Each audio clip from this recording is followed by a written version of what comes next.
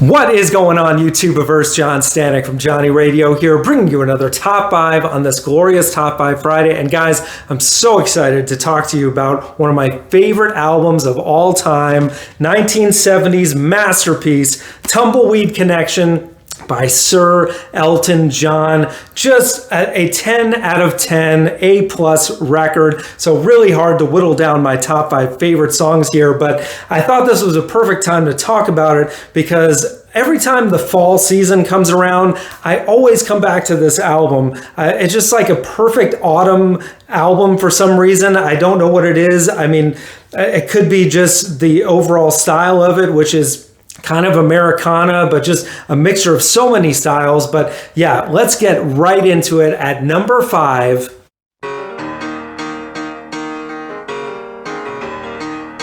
Son of Your Father. Man, what an amazing song this is. And yes, it's Americana. Yes, it's a little bit blues, a little bit soul, some rock.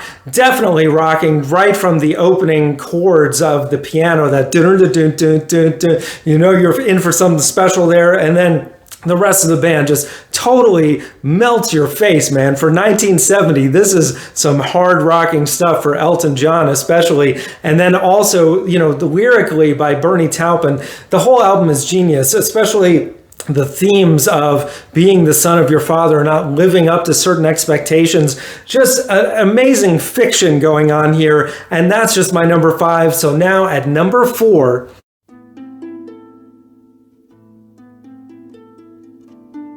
Come Down in Time. Oh my God, I can't believe this is only my number 4 because this is such a gorgeous ballad that, you know, right from the opening notes, that instrumentation, which I'm not sure if it's a harp or what, but you got other instruments that you never hear anymore, like oboe taking the lead on certain parts of this song, and then the string section taking it to another level. You know, Buckmaster was just on another level on this album. It's so incredible, but of course, the real geniuses here are Elton and Bernie, and how Elton John, man, say what you will, I think he's actually underrated as a vocalist. And I say that because on this album especially, he takes these lyrics from Bernie Taupin, which is just pure, just made up stuff from another era, and he puts so much heart and soul into it.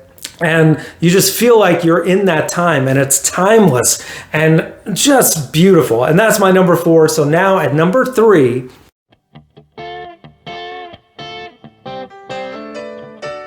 Ballad of a Well-Known Gun, the opening track, which sets the stage for this record in so many different ways. Lyrically, musically, just that opening guitar up, that bow, bow, bow, bow, bow. You can tell that they were so influenced by the band at this time, who also had just a very similar vibe of just a melting pot of all these different influences. And then when you get the background vocalist taking it up a notch to that, now they found me, talking about being this, you know, killer on the run, basically, from the law. It's just, it's such a fun album when you really get lost in, you know, just the overall made up stories, but there's just so much passion behind it at the same time. You can't help but not get just totally immersed in it. And yeah, that's just my number 3. So now at number 2,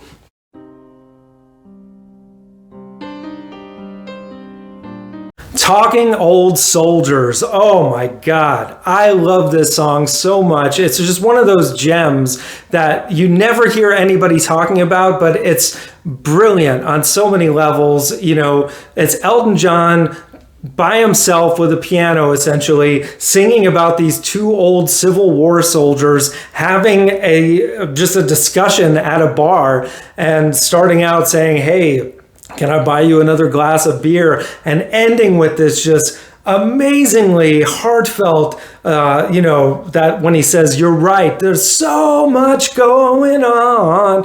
It's like, oh my God, man, this is incredible. How have I missed this all my life? If you haven't heard this album, by the way, please check it out. Incredible. And that's just my number 2. So now at number 1,